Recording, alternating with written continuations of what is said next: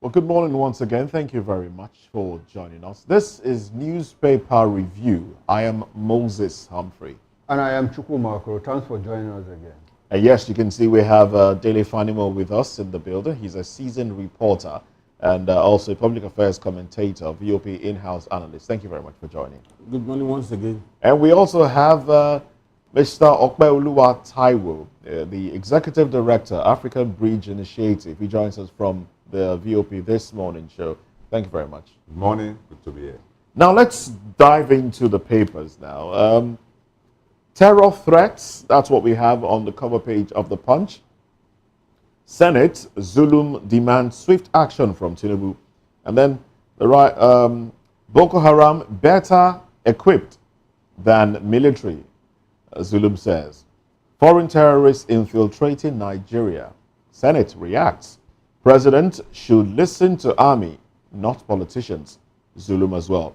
Now, let's dive into this headline. Earlier in the day, I, reeled out the monies budgeted to combat insecurity, and we've seen how it has, been increased from 2011 up until what we have up until now. If I can get to the figure, I think the figure we might just put up either from 2020 down to 2025. We might just put up that figure on the screen. Now, with all these monies, isn't it strange to hear that Boko Haram is better equipped than the military in Nigeria? Also, I reeled out equipment purchased over time to combat insecurity with the Tucano jets and, armored fighters and the rest, helicopters and the rest. A lot of these things have been delivered. There are some that will be delivered in 2026. Some of them purchased from Italy. They will be coming to Nigeria in 2026. But a lot of them have been delivered so far. And yet we are hearing that they are better equipped. And the question on my mind is, what is going on? What is going on? Is it that these things are not being bought, or these things are bought and stored up somewhere? Or when these things are bought, the terrorists come and, invade the camps and take these things away, like we've seen happen. They take ammunition, they drive out with truckload of ammunition, and then they start to use that ammunition against the military. So, who is fooling who here? You see, there are issues around these armament and deployment, because it's one thing to have arms and ammunition, and it's another thing to deploy it effectively.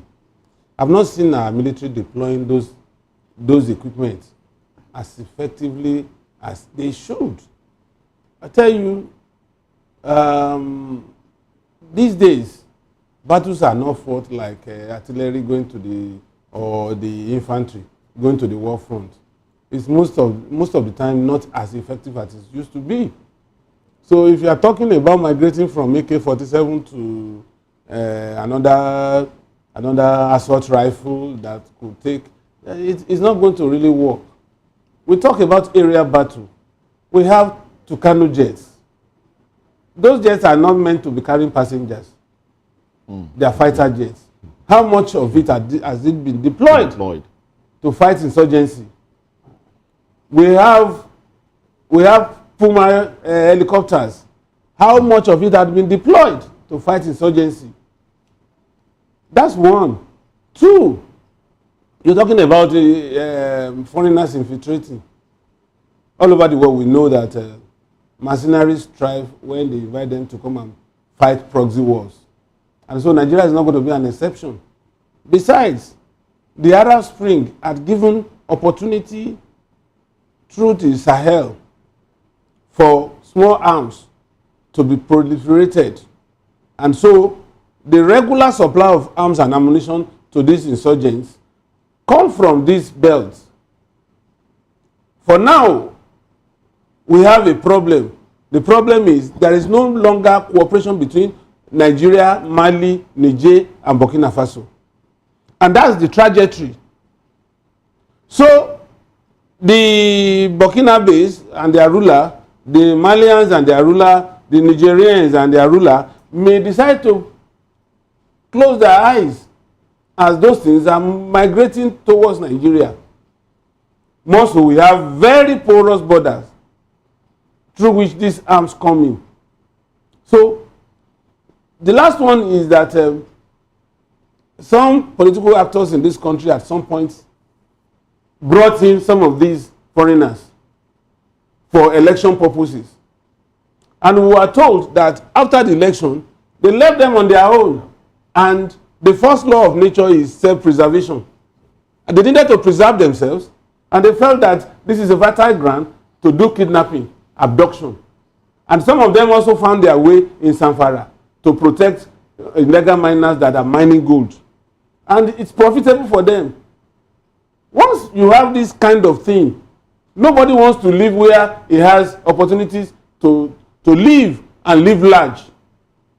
This, you need to, I'm sure all of us will saw videos of these marauders with tons of cash, displaying tons of cash. Even when we had cashless policy, that almost every Nigeria was crying. People had their money in their banks and they couldn't access this money. But this insurgents, they were displaying new scripts, new notes in videos, distributing and flaunting it. So it shows that they have a safe haven in Nigeria. Toji is a Nigerian, but he thrives in Zamfara. Sometimes he saunters to Sokoto. The last Ramadan fast, at the end of the Ramadan fast, while he was celebrating, he just felt bloodthirsty and killed 12 people in celebration of Ramadan. 12 people, not 12 rams. So a lot of these, and we are playing politics with this thing until these people round us up. And I'm afraid that that day may come when we have nowhere to run to, because we have the capacity to rout these people, but those who are playing politics with it will not allow it to happen. And the more, maybe if gold finishes in Zamfara, there is a trajectory. Maybe they will come to Osun. Because there is gold in Osun. Okay. Then Osun will now become the new place for Toji to ply his trade. Well, we hope that doesn't we just hope that it doesn't happen. Yes. But are these people seeing all of this? And if they are seeing it, what are they doing to forestall it? All right. Oh, well, a friend of mine who recently visited the Katsina airport said, look, there are weapons at the airport there that we, and then spoke to a few people there. So those weapons are of high military grade. That with those things, they can clear out insurgency. Exactly. But those things have not been used. They're not being used. They're just there. So why did they buy it? Maybe for whenever the airport is invaded. Maybe that's when they will be used. Where in the world would you see a military base sitting like a sitting duck, waiting for assailants to come and attack? Not a military base, the airport. But there would be an Air Force base close to the airport. Definitely. Definitely. Okay. Okay. And then everything you say revolves around if you put everything together, or if I put everything you say together, it goes back to the issue of the intentionality or the sincerity of the government, or otherwise, in fighting insurgency. Yes. So like I said on the morning show, the government is not quite intentional, in fighting insecurity, insurgency, terrorism, and all of that.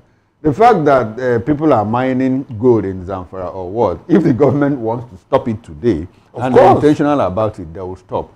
Babagana Zulum said that, look, people in government, politicians are even serving as informants to terrorists. But I had expected him to go beyond that and also tell us, release the names of these people. At least let him absorb himself. Because I'm asking now, if he had done that, people will now move attention. At least you focus on somebody. And the spotlight will now be on the police, on the DSS, on the National Security Advisor, to ensure that these people are brought to book. Now, that said, he also said something about the terrorists have more equipment than Nigerian security agencies. Well, as a student of strategic studies, I keep going back to that area because that's my field. I understand that, look, wars are basically, technically not won on equipment.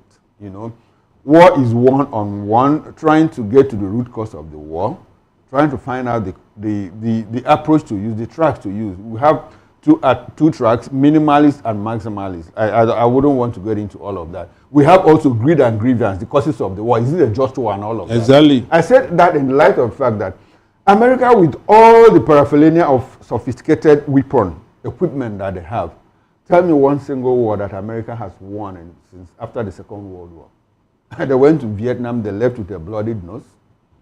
In North Korea, what happened? What they did was to sever the North and South. In the Bay of Pigs, in somewhere around Cuba area, what happened? In Somalia, they had 17 of them killed. One of them, Mike Durant, drank. Okay, Mike Durant was saved. But they had an American soldier dragged in the streets of Somalia. So if you put all of these things together, you know it is more than equipment. With all the equipment that Russia has, they ran away from Afghanistan. You know, they were driven by the Mujahideen away from Afghanistan. And just recently, even under Biden, America cut and run from the same Afghanistan. You know, so it tells you that it is not just about equipment. Like, so whenever the Nigerian government talk about kinetic and non-kinetic, I agree with them. Unfortunately, they are not sincere with the non-kinetic approach. You cannot be rehabilitating people that had killed fellow Nigerians. You rehabilitate them, you take them into the military, into immigration, into customs, into the commanding heights of Nigeria's national life, and you go back, after like 3 or 4 months, the same people go back and turn as informants to insurgents. Does it tell you that the government is sincere about fighting insecurity? The day we have a president who says, look, to hell with all of this, we have to stop this.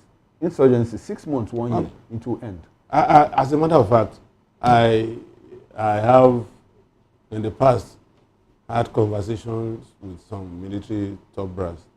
They will tell you that if the political will is there, those people are not, they are not a match for them. That in 3-4 weeks, they will clear Boko Haram out of this country. When you talk about, I mean, I'm tempted to react to this. When you talk about it not being about equipment, we're talking more about when you're fighting ideological warfare. People that are more tilted towards maybe religiosity. You know, what we have in Nigeria, can we say it is an ideological warfare? Basically, or you know, just people who are interested in resources, because that's what it is. No, that is not how it started. It started from an but that's what it base. is now. That's what No, it okay, seems. so why didn't you stop it when it was at the level of ideology? At a point, it became territorial because they took swaths of land, like 5 local government areas in Borno State. Why didn't you stop them then? They hoisted their flag, Islamic Republic of Way. So clearly it was ideological.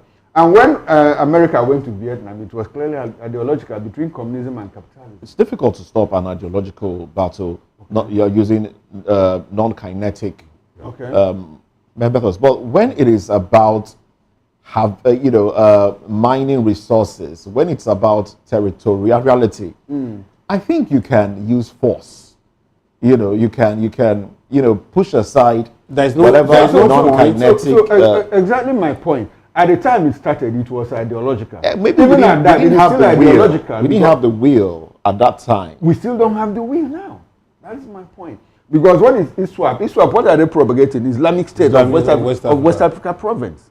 It's still ideological. And it's difficult for me to say that even what is going on in Zamfara. Like Dele, you told and the we are having Toji Bello kill people for supporting ISWAP. ISWAP. You know, it's ideological. You told a story the other day. How kidnappers, who happen to be on the other side, singled out Muslims and Christians. Of course now. And they separated them. If you are Christian this way, if you are Muslim this way. At the end of the day, they let the Muslims go. And they took the Christians into the bush. And that was the last we saw of them. But he had someone who was Christian, but grew up in a Muslim family. So he was able to recite, the Quran, do ablution and all that. So, but when they looked at him, they said, are you sure you are Muslim? And he said, yes. Then I'm okay, do it. Let's see. And he passed. and they let him go. You know, so... But what with a fee? Okay, with a fee. Okay, with a fee. Now, Moses, for everything that... Look at what is going on in Gaza. Has Israel clearly won the Gaza war? No. They have not. With everything. Well, some of the killings in the northern parts of Nigeria doesn't just affect Christians alone. It affects, they attack Muslims as well. Okay, in that case, it is still... That one has an agenda which is clearly ideological too. It has an agenda which is ideological. The conspiracy theory weaved around, you know, this is our land and this is our space and all that. Chukuma, those insurgents. Go ahead. Now, like what Moses is trying to point, the narrative is trying to point. Now, we started with ideology, but as of today, we need to be careful what we are discussing. Okay. This is beyond ideology now. Okay. This is the reason why an average military top guy is complaining about political will is because it has fully become a resource-based war beyond ideology. Okay, like in Borno State. What do they mine in Borno State? It's not about what they mine in Borno State. Are you aware that it's possible that some nearby state... Californium. Okay, California. Phonium. Okay. There's some lithium in those area. It's a precious stone that is... Even Mustafa spoke about it. That's about 100 folds more expensive than gold. Absolutely. You know, so the question is like, well, it's a conversation. We have all of that in Nigeria. Okay, we have all of that. At what? Yes. No, I'm just... So now, if you're almost giving up. Now, if you're in a particular neighboring state, and you think this is particular state is all about ideology, don't forget that some of the products they're bringing from this particular state, they will have to hide it in another state before evacuating such out of the country in order to destroy the military gadget, not to be able to direct to where they actually storing those products. Taiwo. No, so it's beyond ideology. Do you recall can you recall when this war against terrorism, insurgency started? Sometime in around 2010, 2011. 2000 what? No. So 2009. It started with Obasanjo now. 2009. It started in 2009. No. 2009. Beyond Around 2007. 2002. That was when Boko Haram made on the scene. Yes. 2002. That was when Boko Haram made on the scene. You know, because people have also blamed Obasanjo. Why didn't you stop it? Yes. Recall too that Sani Yerima of Zamfara State, when he said, look, when he brought out the Sharia law, it was at that time that Yusuf Muhammad started saying, okay, apart from Zamfara State, all other states within the north must practice Sharia law. You know, they drove him out of Borno, sent him to where? Yobe, Damaturu. Musa now, what's his name? Yusuf. No, Yusuf was arrested. He was before he was arrested. They drove him out of Borno. He went to Yobe, Damaturu. After a while, when Maiduguri cooled down, he came back.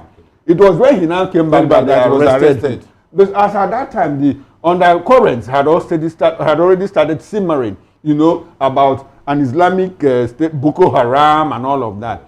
Because Obasanjo clearly said that time, well, I think this thing is going to fizzle out. And he let it stay.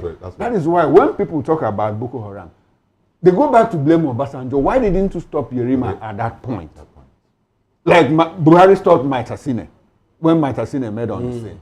You know, that was too an ideological thing. You know, so I ask this question in light of the fact all this banditry. We started hearing about banditry when it came about mining of resources. Yes, and when was that? That was more like at even the second term of Buhari. And all of that. So you discover that it has always had an ideological background. Now fused with the mining of resources. You know, so if you talk about the Diamond War in Sierra Leone, that was clearly, you know, a resource-based war. Like what is going on in DRC now. Yes. You know, even though it has a track of ethnicity around it between. But it has gone beyond that. Now emerge as contestation for resources and gold. Oh, well, let's check out some other headlines. Still from the Punch newspaper. JAM reviews 300. No, that California. Yes, California. Exactly. And it's even more expensive. Than gold. Yes. He said it. Mustafa said it now. And we have a whole lot more. He said a measure of it is $2.4 million. He said it. And Give us the people figure. are these taking so-called those Boko things Haram, out every of they the are day. country. shielding Up to those today, every Western day. interests and taking them away out of the country free. Every And day. it's been revealed that some of the people they kidnap and take into the bush, they use them As to labor. work As miners now. Add labor, Force. add labor. Absolutely. What sustains the South African economy? Is it not diamond? By De Beers. You know, Yes. De Beers owned by Cecil Rhodes. That company is more than how many? It's over 100 years. And they set the price, the international price of gold, Of wherever, course. with their head office in London and South Africa. I tell you, you know, that is what practically sustains the South African economy. And so, and then to sustain that kind of company, if it requires the blood of the locals, they will use. My goodness. Well, JAM reviews 379,000 UTME receipt results. Petrol price war closes nearly 5,000 fuel stations. Salary crisis, FG plans intervention funds for 109 foreign missions. 2027, APC foresees Tinubu's win as Atiku Obi camps meet. And then we have Germany warns Nigeria neighbors against Russia alliance. Lagos seeks justice for 3,215 abused children in 2024. Nigeria spends $2 billion on external debt in 4 months. Well, these are the headlines. There were rumors yesterday around a possible, no, I'm talking about Germany warning Okay. Nigeria and its neighbors against the Russia alliance. There were rumors yesterday about a possible coup in Ivory Coast. I don't know if you saw that story. There were rumors, but you know, internet was down, so it was difficult for anybody to find out what was going on in the country. But today, this morning, I saw some news reports saying that look, it's all, you know, it's not true. But then you can't throw away some of these things. You know, they say with every smoke, there's some fire somewhere burning. If there is, if we happen to see, you know, an uprising in Ivory Coast, that would be another country aligned with France that is breaking away, you know, and that would be another neighbor to Nigeria who's probably going the other way, maybe to Russia, maybe anywhere else. But we hope that doesn't happen. Ah, well, nothing is. But let's react to this warning from Germany, warning Nigeria and its neighbors against Russia alliance. What do you make of it? For me, you see, there has always been unending contestation for African resources. And it's at the height of all this that all these things are coming up. If any West African country finds it convenient to deal with Russia, there was a time West African countries are not even having any issue with China. But after China grew its economy, we had that focus on China, and goods and services that were coming from them were becoming alternative to the expensive one from the West.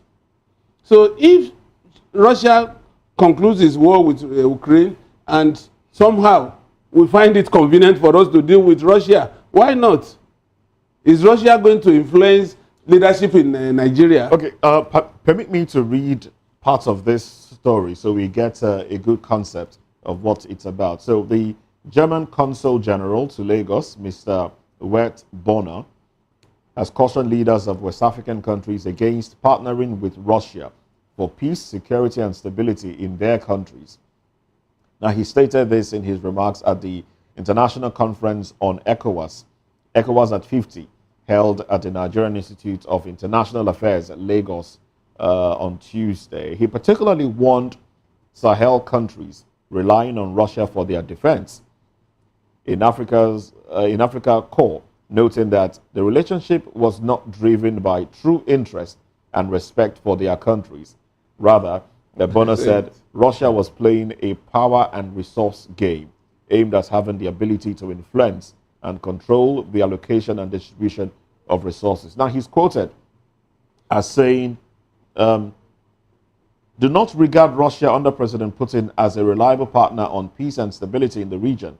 From Russia's direct neighborhood to various parts of Africa, Putin's Russia is playing a power and resource game without respect for the true interest of the respective countries or the region. And he went on. He said a few other things. No need to read it into the entire thing there. I said it earlier. No, I said it earlier.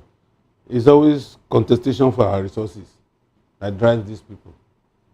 Now, but the other countries these countries have aligned with them because of the resources. If you find it convenient that you want to deal with Russia at this point in time, why not? If it's China, you find it convenient to deal with, why not? No, okay, Moses, I get your drift. The fact of it is that, look, most nations, especially the international powers, the superpowers, all of them are very imperial in nature. They are very imperial. They want whatever they can get, So if they are not struggling for territory, because they don't struggle for physical territory again, they now struggle for influence over territories and resources. What Germany is accusing Russia of, is it different from what America is doing? I wonder. Is it different from what China is doing? You understand? Absolutely. So at that level, but I'm not saying that Germany has the moral courage to warn people about Russia. I understand that they have this kind of antagonist relationship somehow between Russia and Germany. It's age-long. It has a very long history, Even before the unification of Germany and all of that, the First and Second World War and how they were fought and won. So Germany, are they going to discount their imperial conduct in Africa here? What they did in Rwanda and Burundi, what they did even in Namibia, that was German East Africa, in Namibia and Zimbabwe, the Herero massacre, even before the Holocaust. Even before the Holocaust, there was this Herero massacre where Germans had to exterminate almost all the whole of the Herero tribe in Namibia. Nobody knows what they would have done in German West Africa between Togo and Benin, between Togo and Ghana, German West Africa, if they were not stopped by the Second World War and all of that. So I'm not sure that Germany has the moral courage to preach this kind of thing. But like I said, Africa is a battleground, unfortunately. Has Africa ever been imperial in their life, in their history? Where? I say, has Africa ever been imperial? There is no history to support that. To support that, the imperialism we had in Africa was more like Africans against Africans. Yes. Except the Barbary slavery, where Africans had to, over 100 years, enslave Europeans within the Mediterranean, Italy, Spain, and all of that. But in terms of the conduct of international politics now, all the international powers are imperial in nature. Yeah. So the question is, when will Africa become imperial in nature also? When will Africa overcome anybody? When will Africa overcome itself? Africa has to overcome itself first. Overcome anybody.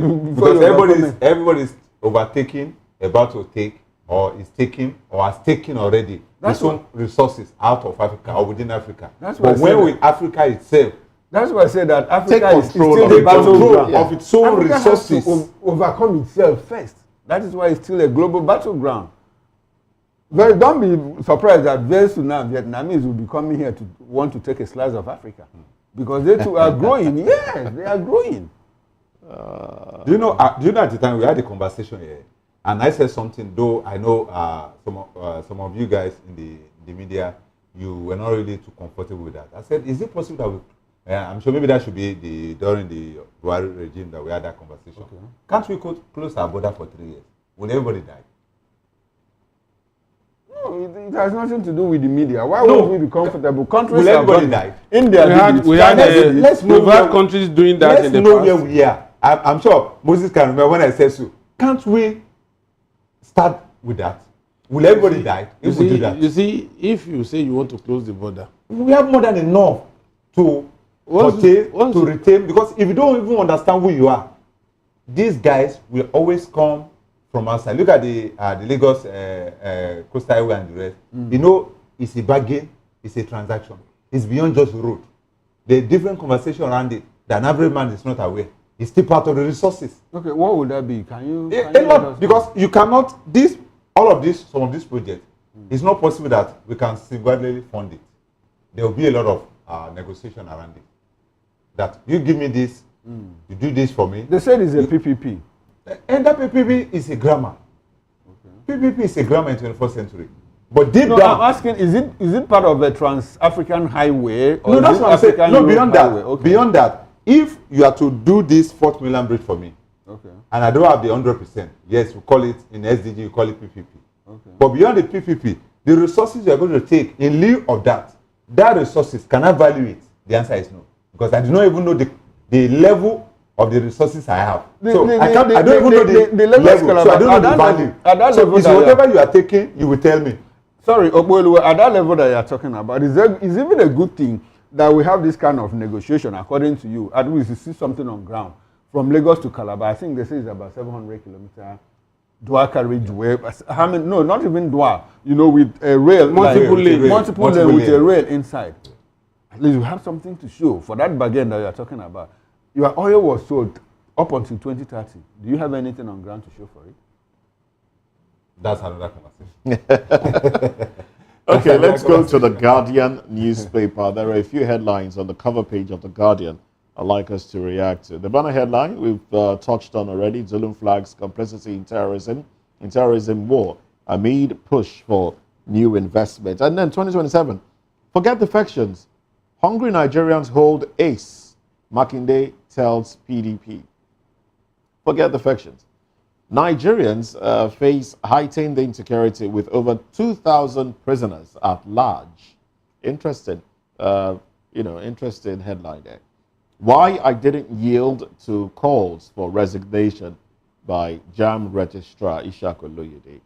All right, so reps rallies FG to rescue stranded Nigerians in Saudi Arabia.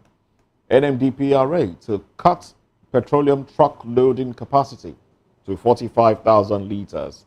Nigeria's GDP per capita too low. Needs growth to boost income. Meet aspirations. You are testament of our global impact. Tinubu hails British Nigerian mayors. LASG, that's Lagos State Government, says Ikeja, Lagos Island, Lekki, top states crime locations. Interesting headlines. Sorry, come again with that. For clarity. Lagos State Government is saying that Ikeja, Lagos Island, Lekki are top crime locations, top states crime locations. Gladiators sheath sword, restore calm to Rivers polity, and then manufacturers grown over 37% lending rate, cite threat to productivity. So, okay, I asked you that question so that I have no way to go and where not. But what is? Let's focus on that. I mean, that's where we are now. We are in Lagos and we are in Ikeja. No, we are not in Ikeja. We are not in Ikeja.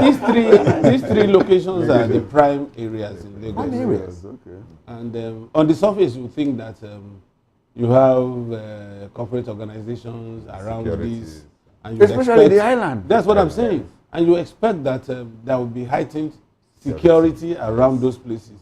So if Lagos State Government is now profiling these three locations as prime target for criminals to inhabit, then what that translates to is that if the focus is not there yet, they should begin to focus on those three areas.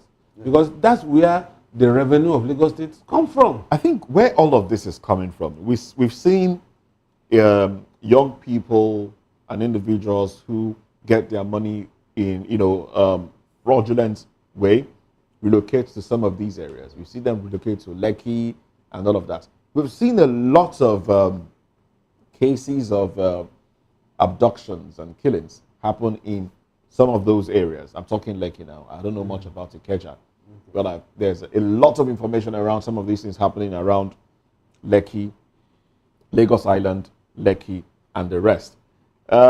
We've seen a lot of, I think in 2023, into 2024, there were a lot of raids by what's this agency now? NAFDAC, Customs, NDLEA. Thank you very much, NDLEA. NDLEA chasing drug barons, trucks around Awolowo Road and Lekki areas and the rest. A lot of that. So it just goes to show that we have a lot of criminal money going around in Nigeria. A lot of people who are showing off wealth have dug their hands into some of these things. And what are the necessary agencies doing to track them and bring them to book? Those people that consume hard drugs reside in those areas.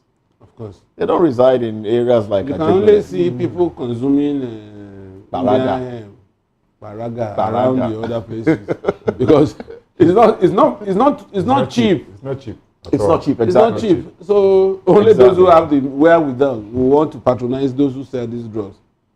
I'm told that cracks alone takes about for a dose of crack. It's about 70,000. Just a dose. That's a dose. And some of these What's the drugs, quantity of a dose? I don't know. Do you know? Oh, he's a reporter. You are a so- reporter. You should know. So is it like a pinch? Just something tiny like this, So once the you say size it's a of, dose, they should understand in what fact, it it's is. less than the Dose. size of a paracetamol. Okay, that's a dose. 70,000 naira. 70,000 naira. Wow. I thought you said 7,000. 70,000. 70,000. 70. Okay, now you understand that, like Moses said, there's a lot of illicit money flowing around. You know, and I don't know how soon we can get done with this. It reminds me about the Chicago Prohibition era, because I used to watch a lot of films, all those Untouchables, The Return of Al Capone, Revenge of Al Capone, Al Pacino, and all of that. And so, how were they able to move away from all of that? Though America is still a crime scene. You know, there's a recent report that says that parts of New York, parts of Harlem area in New York, is still the most tensed part of United States of America. So, and in all of that, and you could also relate that to our own island. I want to go to the island now. But something strikes me about the island, especially within the Marina Broad area. Have you ever ventured to go into those areas? You say you go, like the other day I went to Mandela's. I wanted to pick up some clothes. There are two sides to islands. Okay. The slum part and then the eyebrow No, part. I'm even talking about, the highbrow areas is some kind of organized crime, like illicit money, illicit drugs and all of that. But the island proper, like Marina and Broad Street, the kind of crime you get there is all these petty crimes. Yeah. You want to get in there to Mandela's to pick up few clothes, and the moment you come down, you park your car, you see like you see like 3 or 4 people follow you. Mandela's. And I complained to Moses the other day, and they will follow you To the shop. to the shop. Where you want to purchase. When they will be like items. the person that I'm the one that brought you. And what And the ends up marketer. happening is that In won't fact, They inflate whatever it is. They they inflate. invest, so that to give to those boys. So what is the government do at that local level? What can the government? Because at the point, one day I went there, I had to come back to the mainland. And it happens to most other people. look at the population of those who are engaged in that kind of practice. Now, take them away from that axis. Where is the prison? You want to keep them? So how do we rehabilitate them? That These are is the the people point. that should be rehabilitated. That's what not I'm people saying. that have killed fellow Nigerians. Yes. And some of them, it's convenient for them to do that job. They are not ready to do regular job that they will be paid salaries. Because they're making more money than you. Because they are making more money than you that are tying tie and coat. No, I'm only trying to you are the one putting on clothes. So it's a lot. It's a lot. It has to be You dealt were with. asking But how they- in 2018, I had some working engagement I had to work with some consulting firm in HR and the rest in Lekki Phase 1. And sometimes I had to do some late night online interview for some management staff of different organizations. So a particular day, I was on that Admiralty Way, and what I saw, I knew that there's a problem in the country. I said, if Lekki Phase 1 can be like this at night, What was it like? like we're having people that you cannot, like people will say that these ones, they don't have BVN, they do have NIN. I don't understand. Unknown citizens. unknown citizens, people that you cannot trace, Walking walking the bridge around within the street. We're not talking about the bridge. I'm not even talking about the bridge. I'm talking about this because on that particular day, I wasn't able to go to the hotel, so I was in the office. So I said, okay, let me just take a stroll. Let me see how this place actually looks like at night. Yeah. At night, because during the day there's security in Wosu South, there's security everywhere. Yeah. But so in the night around 7, 8, how does it look like? So I take a stroll, and what I found out was something else. I said, if these guys who comes during the day have something to do at night, they are not safe. Okay, so that means those guys are even more powerful than the big men that lives in that area. And the big men, most of them do not even understand what transfer. Most of them don't even live there. They only have their houses there. They only have their houses. They probably they live in there. Abuja and the rest. They only come over maybe for a few weekend business and they are. But you were asking about how some other countries were able to overcome. To cut over. El Salvador was known as the crime capital of the world at some point. They had gangs.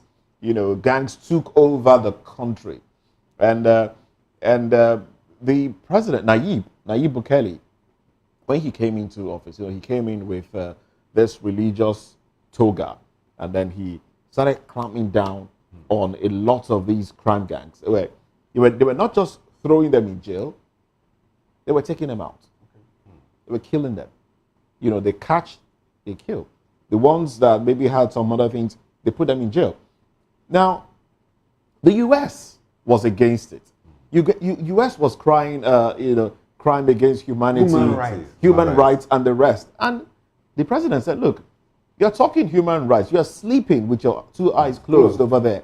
We are not sleeping with our two eyes closed. There is crime over here." So they asked the U.S., those that are citizens of El Salvador that you have in your jails, bring them back.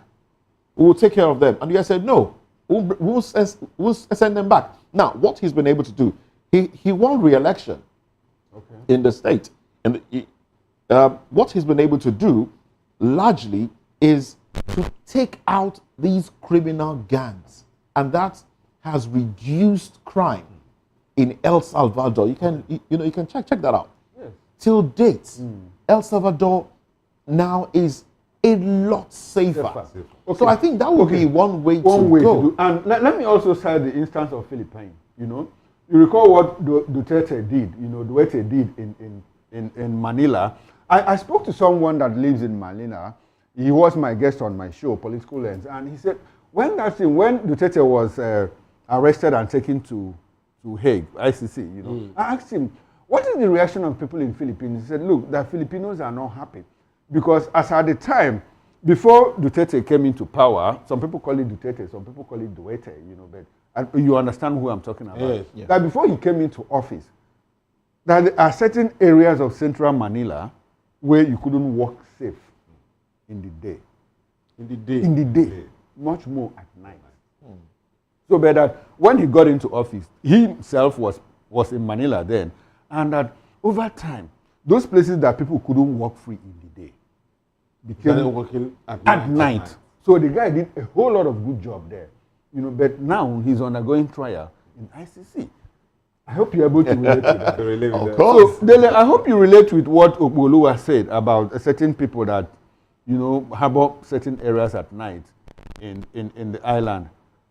You and I talked about Festa. Ask yourself. You and I talked about Festa the other day. Yeah. So what is the interest of the Western world in all of this? In all of this, they seem to encourage.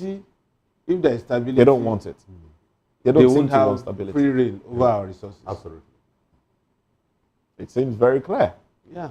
So, and because our politicians use these elements during political rallies and campaigns and election, so they will continue to populate our space.